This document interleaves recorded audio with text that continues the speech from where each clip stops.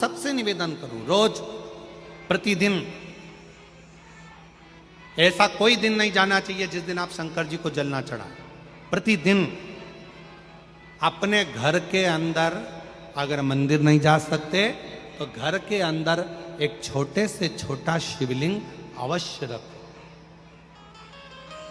अब कई लोग कहते हैं गुरुजी हमारे यहाँ पर एक शिवलिंग है पहले का और किसी के यहाँ गए थे तो उसने हमको दूसरा शिवलिंग दे दिया, तो रख सकते हैं कि नहीं रख सकते?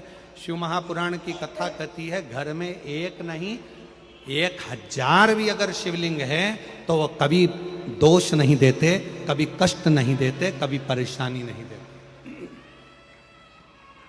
और फिर कोई कहता है गुरुजी हमारे घर में जो शिवलिंग है वो बीच में से खंडित हो गया, टूट गया, शिवलिंग टूट गया गुरुजी, उसका कोई दोष लगेगा क्या? शिव महापुराण की कथा कहती है अगर तुम्हारे घर में पुराना शिवलिंग है, तुम्हारे घर के अंदर अगर कोई शिवलिंग है और अगर वो बीच में से टूट गया, 40 टुकड़े हो गए, 50 टुकड़े हो गए, 2 टुकड़े हो गए, 10 टुकड़े हो गए, तो भी शिवलिंग कभी खंडित नहीं माना जाता, वो अखंड ही माना जाता।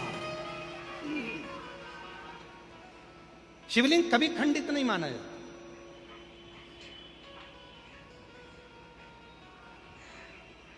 सहस्त्रेश्वर हजारों टुकड़े होने पर भी शंकर भगवान का शिवलिंग कभी खंडित नहीं, कभी खंडित। और कितना सुंदर कहा, तुमने पार्थिव लिंग का निर्माण करा। अब पार्थिव लिंग काय का बनाते हो? मिट्टी का बनाते हो, बालू रेत का बनाते हो।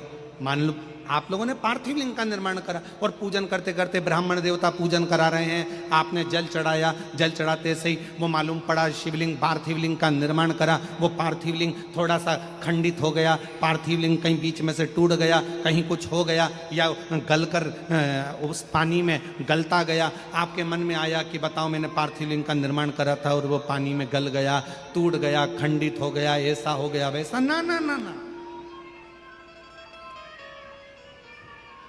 ब्राह्मण देवता पूजन करा रहे हैं, आपने पार्थिव लिंग का निर्माण कराए, पार्थिव लिंग की पूजन चालू कर दी और पूजन चालू करने के बाद में अगर आप उस पर पानी चढ़ा रहे हैं, जल चढ़ा रहे हैं और वो पार्थिव लिंग अगर आपका थोड़ा बहुत भी खंडित हो रहा है, गल रहा है, जल में जा रहा है या उसका रंग जा रहा है या इधर से जहां से जल चढ़ा रहे थे वहां से पूरा धुलते चले जा रहा है, तो ये मत सोचना कि वो खंडित हो गया। नहीं, पार्थिव लिंग का मतलब होता है कि मिट्टी के छोटे छोटे कण, बालू रेत के छोटे छोटे कण एक जगह पर एकत्रित कर लिए और उस पर आपने जल चढ़ाना चालू करा।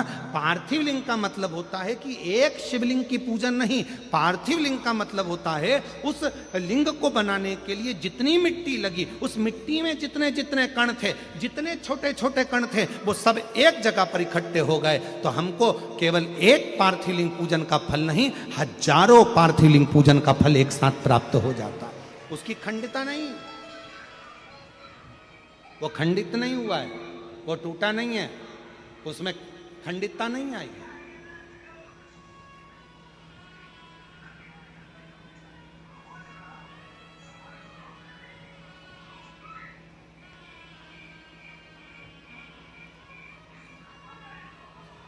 ब्रज भैया, अभी आप भी पार्थिव लिंग बना रहे होंगे।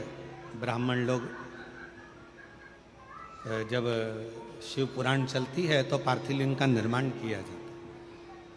आप भी रोज पार्थिव की पूजन कर रहे होंगे, तो कई बार आपके मन में भी ये भाव आता होगा कि हम जल चढ़ा रहे हैं, जल चढ़ाते चढ़ाते मालूम पड़े मिट्टी का शिवलिंग है या बालू का शिवलिंग है, वो गल रहा है या जा रहा है या उसमें कण अलग हो रहे हैं। तो तभी शिव महापुराण की कथा कहती है पार्थिव लिंग का निर्माण होने के बाद जब हम भगवान शंकर की स्तुति करना प्रारंभ कर देते हैं, आराधना करना प्रारंभ कर देते हैं, उसका जब पूजन करना प्रारंभ कर देते हैं, फिर उस पर जल चढ़ाने पर अगर वो अलग अलग टुकड़ों में भी हो जाता है तो भी वो खंडित नहीं माना जाता। पार्थिव तो पार्थिव पूजन के महत्व को ही रखता है। पार्थिव